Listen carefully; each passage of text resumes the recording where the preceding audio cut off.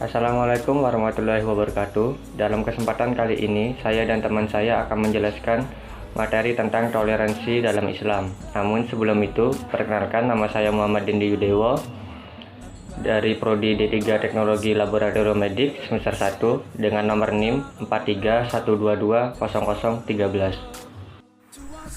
Nama saya Bima Dwi Putra Febrianto dari Prodi D3 Teknologi Laboratorium Medis semester 1 yang berNIM 431220005. Islam secara definisi adalah damai, selamat, dan menyerahkan diri. Definisi Islam yang demikian sering dirumuskan dengan istilah Islam agama rahmatan lil alamin, agama yang mengayomi seluruh alam. Ini berarti bahwa Islam bukan untuk menghapus semua agama yang sudah ada. Islam menawarkan dialog dan toleransi dalam bentuk yang saling menghormati. Islam menyadari bahwa keragaman umat manusia dalam agama dan keyakinan adalah kehendak Allah. Karena itu tak mungkin disamakan prinsip yang mengakar paling kuat dalam pemikiran Islam yang mendukung sebuah teologi. Toleransi adalah keyakinan kepada sebuah agama fitrah yang tertanam di dalam diri semua manusia, dan kebaikan manusia merupakan konsekuensi alamiah dari prinsip ini.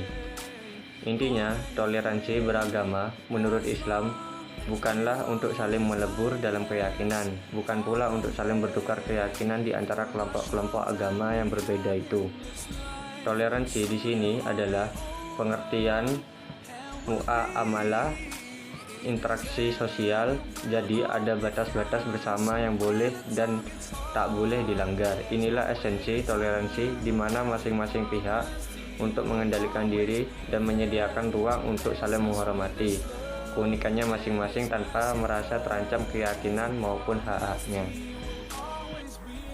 Bukti Islam adalah agama yang rahmatan lil alamin, dan toleransi adalah mulai berkembangnya Islam ke wilayah-wilayah luar Jazirah Arabia seperti Syria, Mesir, Spanyol, Persia, Asia, dan seluruh dunia yang begitu cepat yang dilakukan secara damai. Islam tidak memaksakan agama kepada mereka, sampai akhirnya mereka menemukan kebenaran Islam itu sendiri melalui interaksi intensif dan dialog. Kondisi ini berjalan merata hingga Islam mencapai wilayah yang sangat luas ke hampir seluruh dunia dengan amat singkat dan fantastik. Memang perlu diakui bahwa perluasan wilayah Islam itu sering menimbulkan peperangan, tetapi peperangan itu dilakukan hanya sebagai pembelaan, sehingga Islam tak mengalami kekalahan. Peperangan itu bukan karena memaksakan keyakinan kepada mereka, tetapi karena ekses-ekses politik sebagai konsekuensi logis dari sebuah pendudukan. Pemaksaan keyakinan agama adalah dilarang dalam Islam. Bahkan sekalipun Islam telah berkuasa, banyak agama lokal yang tetap dibolehkan hidup. Selain hal yang sudah dijelaskan sebelumnya, Islam juga memiliki pedoman dasar dalam melakukan toleransi.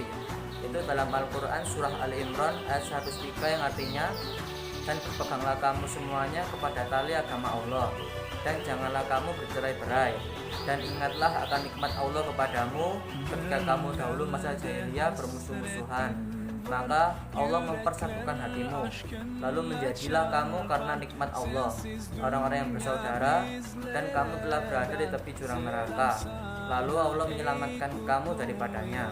Demikianlah Allah menerangkan ayat-ayatnya kepadamu agar kamu mendapat petunjuk. Selain itu, di surah Al-Hujurat ayat 10 Allah juga berfirman, yaitu orang-orang beriman itu sesungguhnya bersaudara.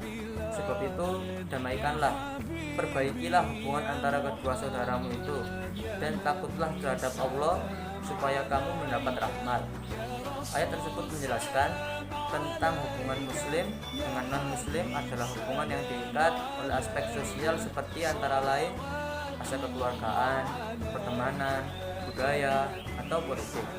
Namun, aspek ibadah dan keyakinan mereka tetap dihargai oleh Islam. Dasar pedoman toleransi dalam Islam juga bersumberkan dari hadis Nabi Shallallahu Alaihi Wasallam, yaitu sayangilah orang yang ada di bumi ini, maka akan sayang pula orang yang di langit kepadamu. Hadis tersebut menjelaskan bahwa sebagai seorang muslim kita wajib menyayangi semua orang yang ada di muka bumi ini, sekalipun orang tersebut adalah non-muslim. Menyayangi dengan cara tolong-menolong dalam kebaikan. Ketika hal tersebut telah dilakukan, maka Penduduk Langit pasti akan menyayangi kita pula.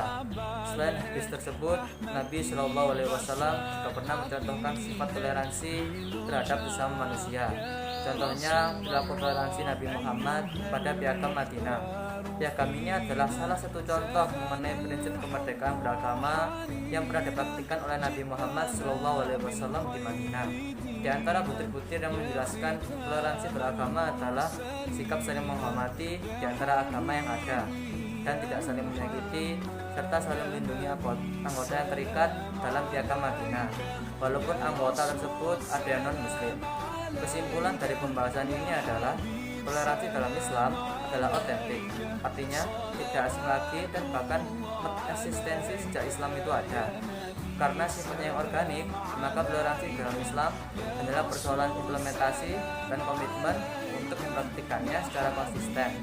Selain itu, syariat telah menjamin bahwa tidak ada paksaan dalam agama, karena pemaksaan kehendak kepada orang lain untuk mengikuti agama kita adalah sikap historis yang tidak ada dasar dan bentuknya di dalam sejarah Islam awal.